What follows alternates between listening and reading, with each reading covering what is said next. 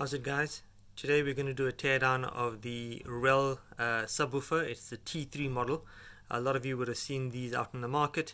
Very compact, really highly rated, and the T3 model is rated as an 8-inch 150 watt rated amp on the subwoofer itself, and it's a sealed box with a passive driver. And essentially I'm just going to be holding this camera by hand, so apologies for the shaky video, but just to give you an idea, taking the actual grill off the speaker wasn't very easy, as I had to find out the grill has these 4 pins that fit in every alternate subwoofer slot there. So every alternate one has an Allen key screw and then a socket for the grill to come out. So just beware, if you were to take out the grill on these babies, they're pretty tough and you might actually scuff the edge if you're not too careful.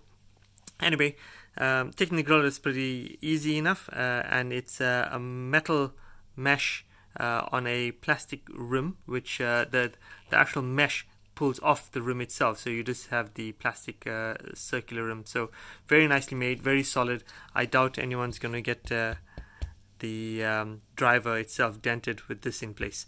Let's give you a quick look of the amp itself.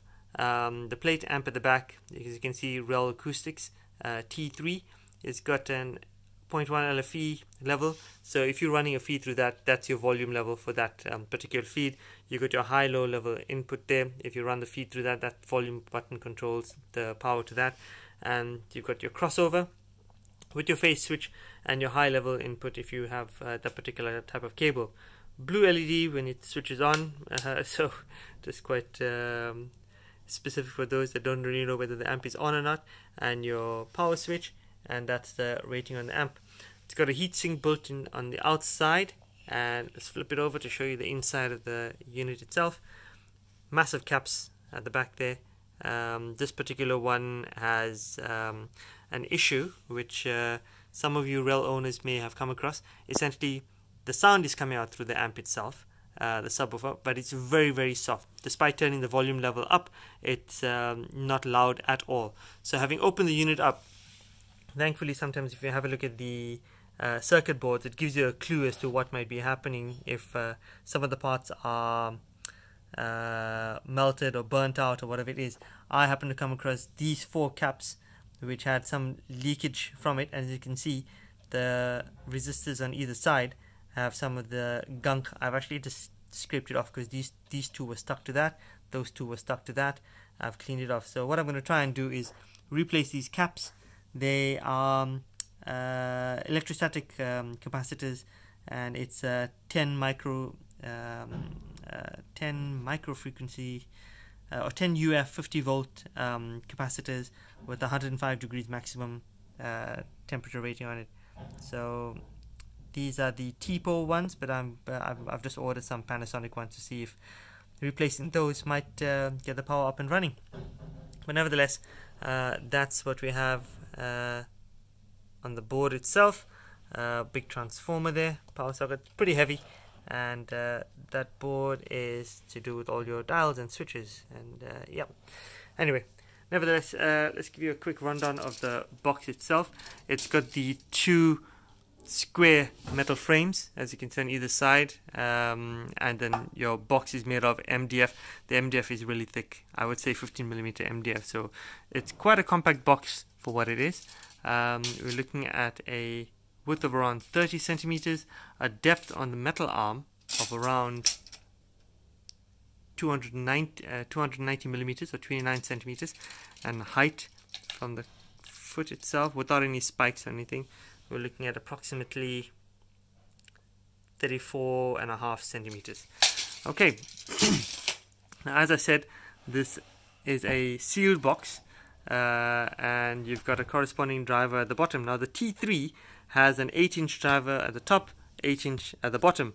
The T2 model has an 8-inch at the top and a 10-inch passive radiator, and the T3 model is both 10-inch. Now, if I had to ask you a question, with the grill being on the front, which do you think is the active driver and which is the passive?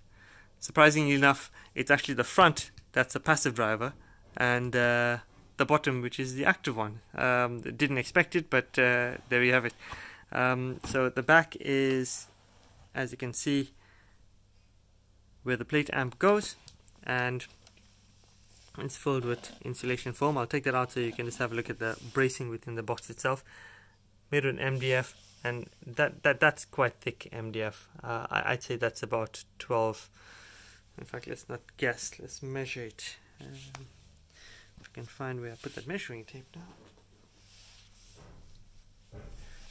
Anyway, take my word for it. That's my finger. It's pretty thick. Yeah, I'd say 15 mil. So the inside, it's got a U-brace all the way around, and the inside it's got a couple of the 90-degree triangular braces there as well.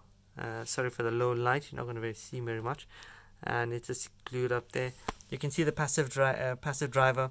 Now, interestingly enough, I thought the passive driver could actually act as a spare. If ever you blew the main driver, you could use that voice coil, but it's actually, there's no voice coil on it. There's no copper winding on it, so unfortunately it just serves as a passive radiator. That's the driver itself. You can have a look at the model number for your reference. It's a paper cone driver. As you can see, the mulch cone there on the front, on the back of the unit itself. Those metal screw bits you have there are to receive the Allen keys when you screw in the driver down from the top. And that's another reference number. It's got the 1016. Just reading it for you upside down. Sorry, those Allen keys you see there, I've just taken them out and kept them safely so they don't get lost. But that's from the top inch driver. It's a long throw driver, as you can tell from the large rubber surround. I'll just give you a quick idea of the dimensions of that. So from rim to the rim, we're looking at, it's about just over 8 inches. And there you have it, Rel T3 subwoofer teardown. Feel free to leave comments. Let me know what you think of this woofer if you have it. I'm dying to see how this performs. Hopefully when I get a chance to repair the amp board, we'll be able to make something of it and test it out. Thanks for watching. Feel free to subscribe and leave any comments. Cheers.